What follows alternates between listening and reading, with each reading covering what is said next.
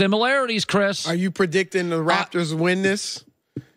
I'm saying national radio. You're saying this national TV. I am saying 1-star, good coach, massive dogs, length, veterans, and by the way, that Heat team had a little drama. This Warrior team got a little drama. Well, look, obviously, like you said, there are some similarities. Nick Nurse has done a terrific job.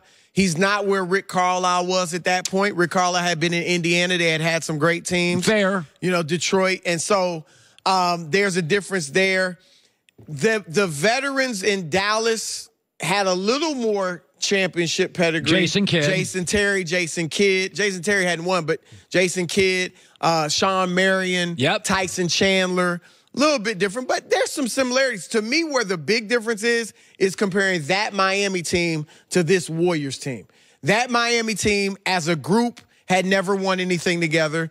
Their chemistry wasn't great. They liked each other, obviously, but as far as figuring out how we're going to work the LeBron-Wade dynamic, they really hadn't figured that out yet. It was more kind of taking turns. They did that their second year, figured it out. Whereas obviously Golden State has the tremendous chemistry and the experience of winning championships. And let's face this too. That Miami team, if LeBron hadn't frozen up those last 3 games or whatever it was, they're going to win that series. They were up 2-1. But they should have won that series. Kevin Durant's calf froze up. Listen. So I got the Warriors in 6. Okay. Do you think Kevin Durant plays? No. You don't think he plays? I don't think he plays. I don't think he plays. Why? One, I think the injury is more serious than people are letting know. And I mean, we've said that every week or so as the Warriors have released new, diagnoses of the injury. I've heard some things. I'm not going to say, a great source told me he's out. But I've heard some things talking to people around the league. But I don't think he comes back. I'm not reporting it that he's not coming back. But if you ask me my opinion, based on conversations and things, I don't think he plays again, but I still think the Warriors win in 6. So that means I think KD's played his last game as a Warrior. Oh my Lord! What a weird, awful ending. That's awful. Well, he's gonna get a 3rd ring, and it will be a ring. He's earned that ring. He was a big part of his team. I don't have a problem. So that'll be 3 rings. So they had a lead in that series against Houston when he got hurt, right? Well, it was 2-2. Oh, they didn't. What a terrible ending to this career. No, he's going to go elsewhere, and maybe he'll win some rings. Here's the thing. If they win it without KD, he has to leave. There's never been a player in the NBA that won championships as good as KD that was in a situation where the feeling was, or if they win it, the reality is they don't need you. The players of his ilk, Tim Duncan, Larry Bird, Hakeem Olajuwon, LeBron, can you imagine any of their teams winning a championship without them? And this is what people are challenging KD on, and some criticizing him on, is, look, you're too good to not be needed. Go somewhere where you're needed and you win a championship, your already great legacy lifts you higher. Like, if you want to be in that top 5 conversation, I think he wants to even be higher in the conversation. You have to go somewhere where they need you.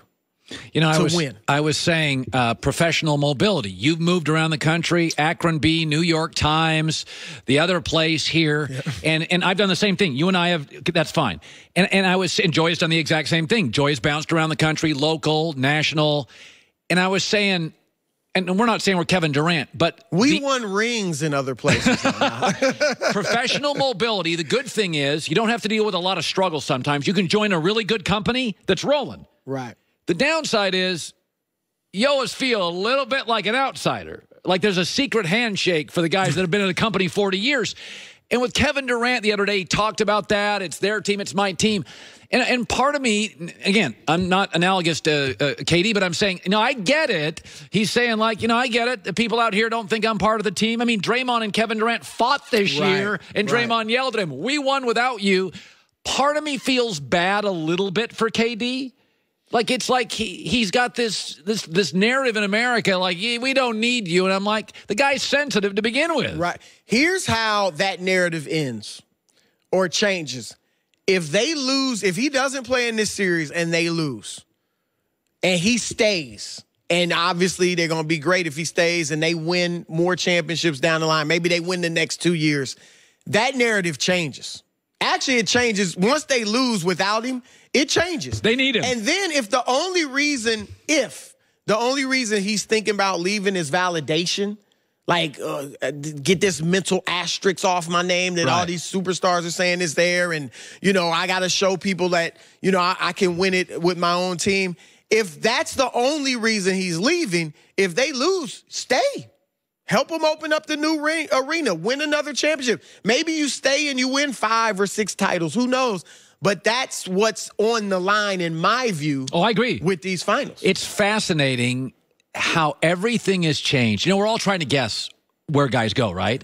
And whereas we had a sense LeBron and the Lakers always felt like it was going to happen, just think about Kevin Durant. We're absolutely sure he's going to go, right? That's all the reports. That's the feeling, yep.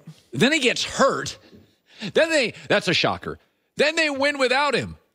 That's a shocker. Now, it's almost like if they lost without him and he stayed, that would be the third shocker. Things happen in threes. Because that would be a shock. I find myself, I do think he's the best basketball player in the world.